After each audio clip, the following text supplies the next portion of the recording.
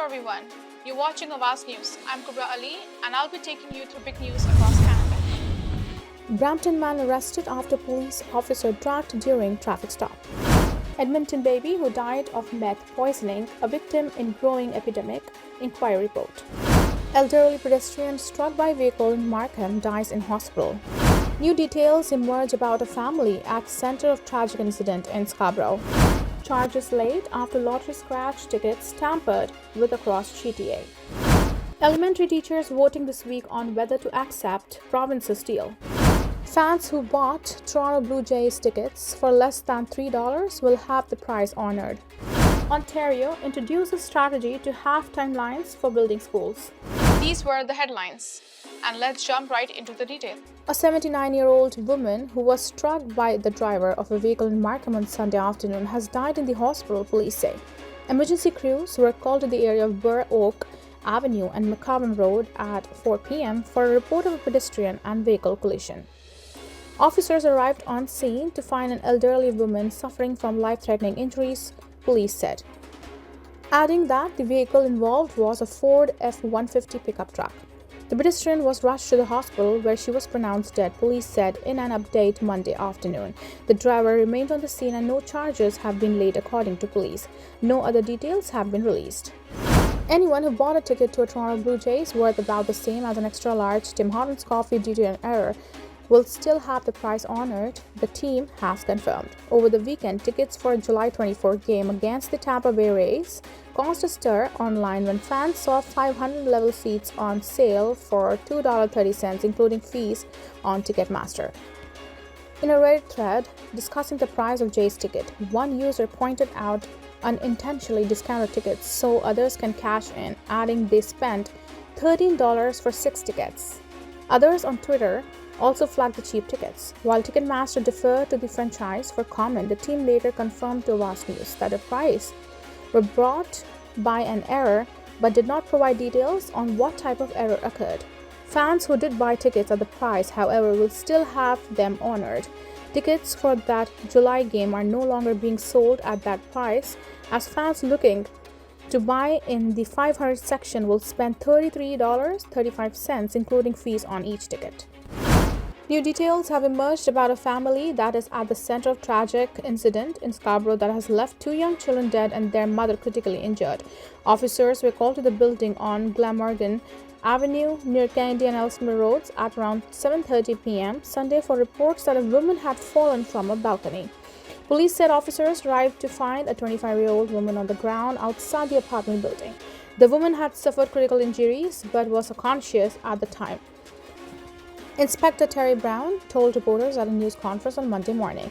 As a result of information they received at the location, they attended a unit within that building to check on the well-being of 2 young boys, Brown said. Officers had to force entry into the unit. When they arrived inside, they did locate 2 young boys who were vital signs absent. Both were transported to local trauma centers different trauma centers, but unfortunately, both of them succumbed to their injuries. The boys' ages 4 and 5 were brothers, and the children of the women critically injured in the incident, Brown confirmed. He said their mother remains in hospital in critical condition and will be undergoing surgery shortly.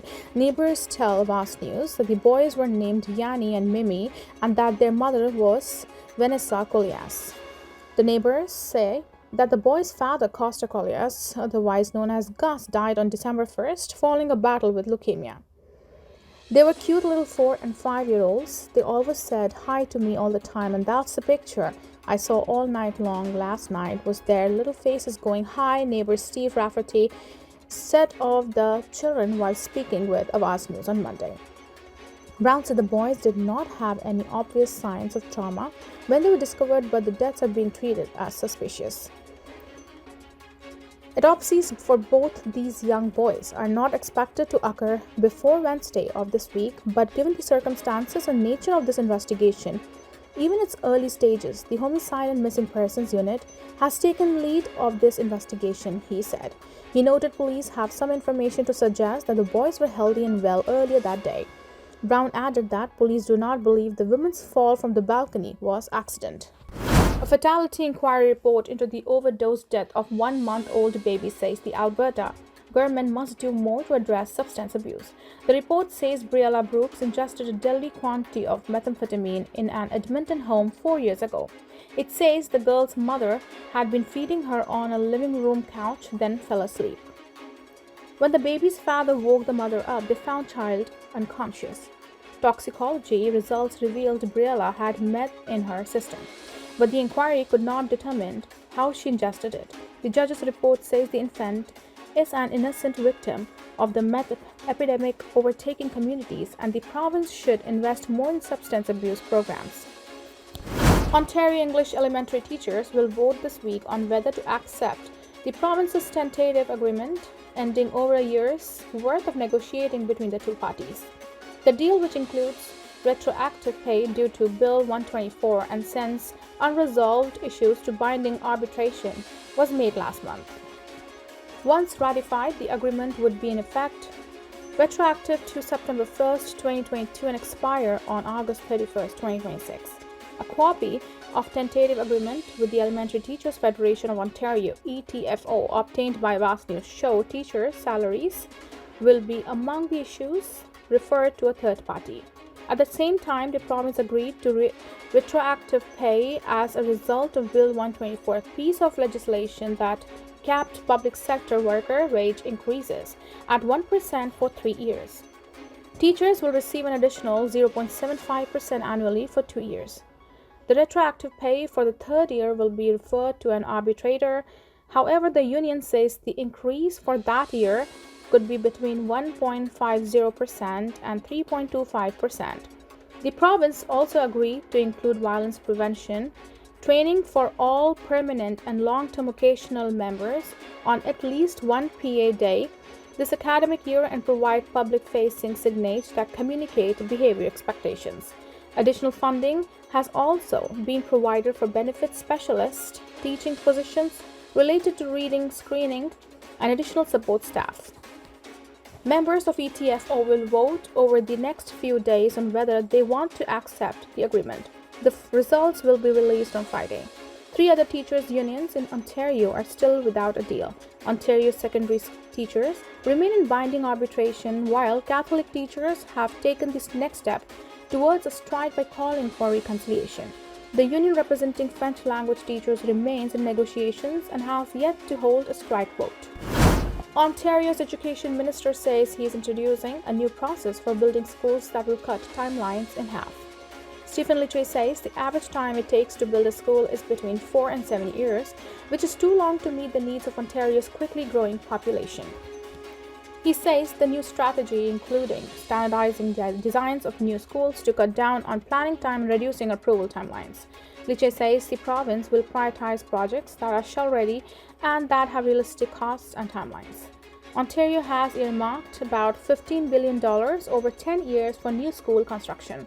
Lecce says the last time the process was meaningfully overhauled was more than a decade ago. An Ontario man has been charged after lottery tickets were tampered with and sold to customers. Ontario Provincial Police OPP say they launched an investigation in Ontario after individuals across the Greater Toronto Area reported that their scratch tickets had already been scratched. According to police, tickets at multiple locations were being tampered with and placed back into ticket displays. The store clerks had no knowledge of tampering, officials said. On December 6th, police brought a suspect into custody in connection with the investigation. Pickering resident Stephen Michael Day, 44, has been charged with 4 counts of fraud under $5,000 and 4 counts of theft under $5,000. The suspect is not an employee at any of the retail stores that sold the tampered tickets. The charges have not been proven in court. A 22-year-old Brampton man is facing charges after he allegedly fled the scene of a traffic stop in downtown Toronto last week, dragging a police officer a short distance in the process. It happened at around 2:30 p.m. on December 8 near Harbour and York Streets. Police previously said an officer pulled over a vehicle after observing a man using his cell phone while driving. When the officer asked the man to identify himself, he allegedly refused and proceeded to the driveway. The officer was then dragged a short distance before falling onto the roadway, police said. He was taken to the hospital with minor injuries but later released. The driver fled the scene and was last spotted heading eastbound on Harbour Streets. Following this incident, police released images of the suspect and the suspect vehicle while making a public appeal for information. In a news release issued on Monday, police said that a suspect identified as 22-year-old Kristen Mary Shaw Dixon turned himself into investigators earlier in the day. Dixon is charged with 5 offenses, including dangerous operation of a motor vehicle, driving while under suspension, and operating a motor vehicle without insurance. That's it for now. I'm Kubra Ali signing off. See you tomorrow, same time, same channel. Have a good night.